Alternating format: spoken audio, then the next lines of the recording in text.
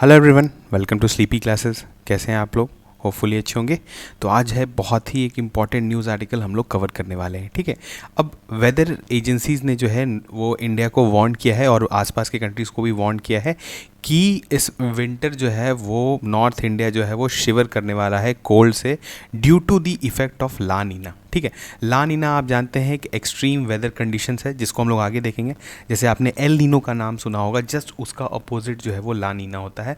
और इसके वजह से जो है इंडिया में जो विंटर्स है खास करके नॉर्थ इंडिया में वो काफ़ी सीवियर होंगे इस बार। ठीक है, फोरकास्ट अगर आप देखें तो जैसे कि इंडिया के जम्मू एंड कश्मीर, जो आपका Punjab, Himachal, even western UP, ठीक है, राजस्थान के कुछ पार्ट में इस साल जो है 3 डिग्री सेल्सियस जो है टेम्परेचर और डाउनफॉल होने का जो है ये उम्मीद है। ठीक है, तो अब देखते हैं कि देखिए अब इस चीज़ को समझने के लिए ला नीना जो है काफ़ी दिन से बात हो रहा है अभी। ठीक है, अभी ला नीना ईयर्स चल रहा है, आप मान सकते हैं अगर इंटरनेशनल ऑर्गेनाइजेशंस का माने तो अभी ला नीना का जो है इफेक्ट जो है वो हमारे मानसून पर भी दिखा था।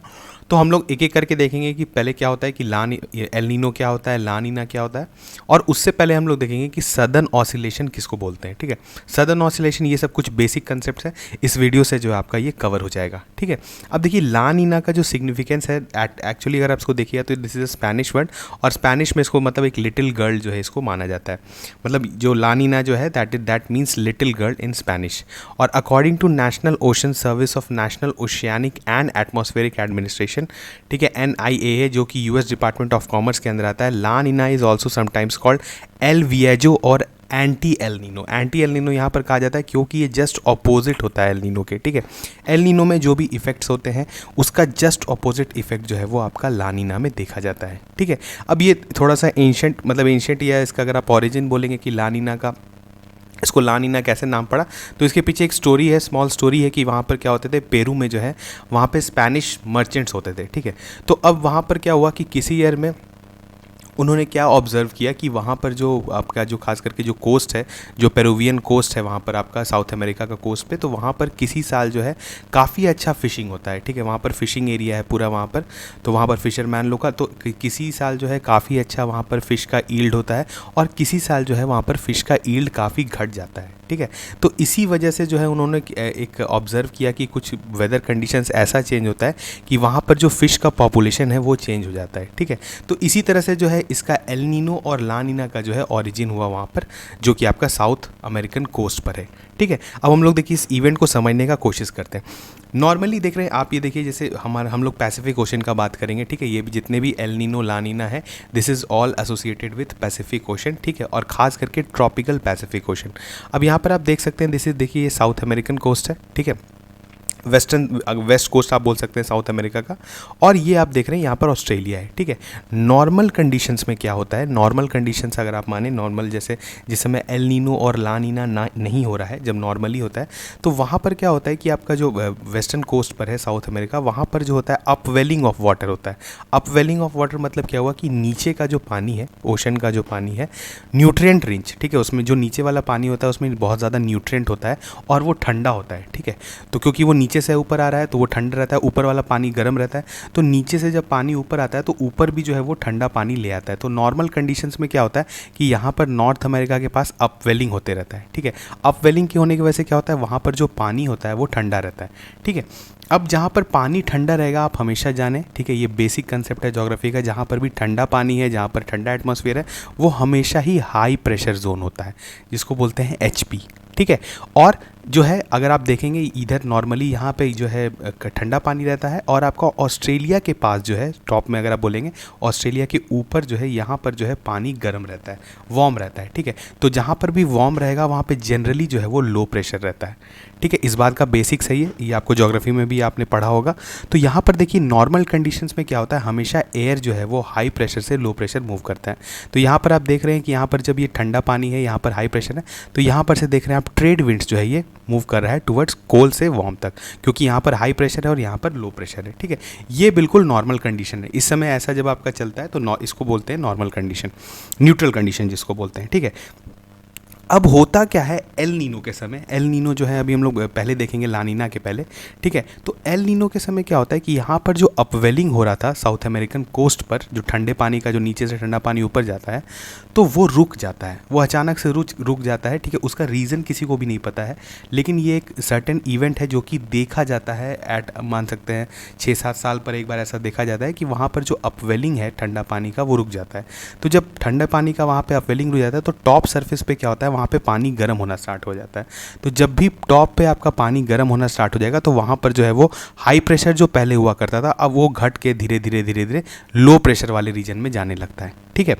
और होता क्या है कि अब जैसे ये वाला पानी यहाँ पर गर्म हो गया, ठीक है, तो उसके कंपैरिजन में यहाँ पर जो गर्म पानी था, ठीक है, वो जो है वो भी क्या होने लगता है, कूलर देन नॉर्मल होने लगता है, ठीक है। तो यहाँ पर जो ये जो हमारा जो सिस्टम चलता था, जो कि हमारा जो मूवमेंट होता था ट्रेड विंड का, ये थोड़ा वीक पड़ जाता है, ठीक है। अब ये ट्रेड विंड जब आपका वीक हो जाता है तो इसका इफेक्ट आपको इंडियन मानसून पर भी दिखता है, ठीक है। इंडियन मानसून भी जो है एल नीनो टाइम्स में जो है वो वीक हो जाता है, ठीक है। तो एल नीनो के समय क्या क्या होता है, आपका जो ऑस्ट्रेलिया में भी जो है, ऑस्ट्रेलिया में जो है इस समय काफ़ी ज़्यादा ड्रॉट वाला सिचुएशन, ड्रॉट मतलब जी यहाँ पर सूखा पड़ जाता है। और सेम जो है इंडिया के मानसून के टाइम पे, मतलब मानसून पे भी इफेक्ट पड़ता है, इंडिया में रेनफॉल घट जाता है, ठीक है।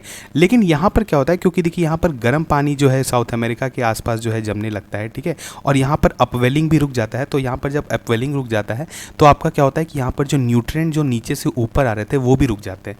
तो जब न्यूट्रिएंट रुक जाएंगे तो वहाँ पर क्या होगा, प्लांट्स जो है वो कम ग्रो करेंगे, जो फाइटोप्लैंक्टन्स होते हैं वो कम ग्रो करेंगे। तो यहाँ पर फिश का क्वांटिटी भी जो है घट जाता है। तो इसीलिए माना जाता है कि जब एल नीनो होता है तो उस समय जो इस वाले वेस्टर्न कोस्ट पर जो फिशिंग इंडस्ट्री है साउथ अमेरिका का, या आप नॉर्थ अमेरिका का कह सकते हैं, वो जो है वहाँ पर डाउनफॉल हो जाता है, ठीक है, वहाँ पर जो है लॉसेज होने लगता है।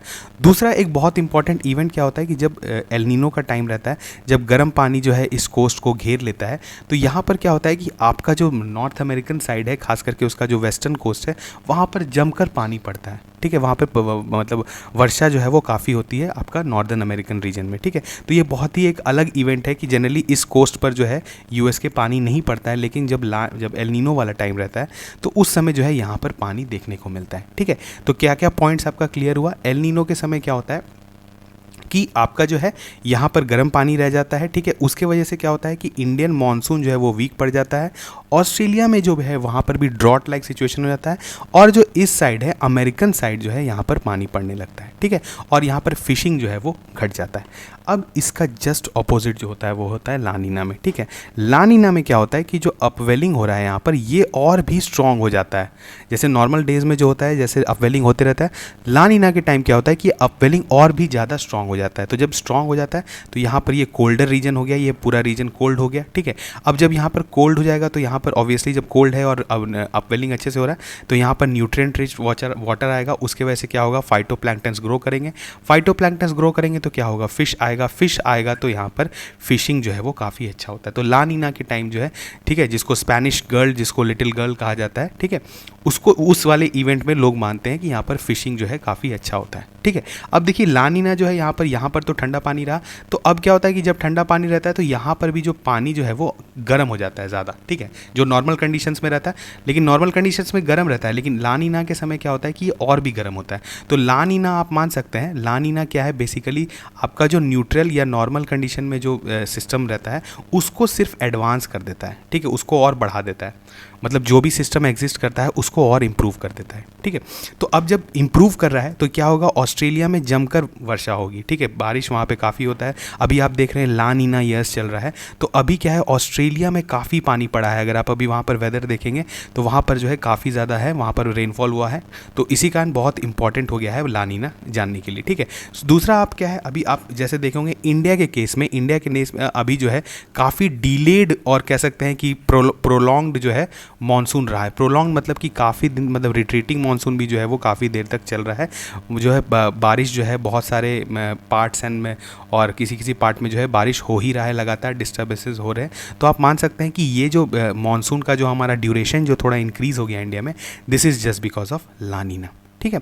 अब ये तो हुआ मॉनसून पर इफेक्ट लानीना का। अब हो रहा है क्या कि जब अभी हमारा जो विंटर आने वाला है तो लानीना के वजह से क्या होता है कि जो हमारा पोलर जेट स्ट्रीम है, ठीक है, पीजेएस, जिसको जेट स्ट्रीम आपका बेसिकली जो है जिसको अपर अपर एटमॉस्फेरिक मूवमेंट जो होता है, ठीक है, वेस्ट साइड ऐसा कुछ जो है अर्थ के ऊपर मूव करते रहता है एयर, ठीक है, ऊपर के लेवल पे नीचे के लेवल पे नहीं, ऊपर के लेवल पे।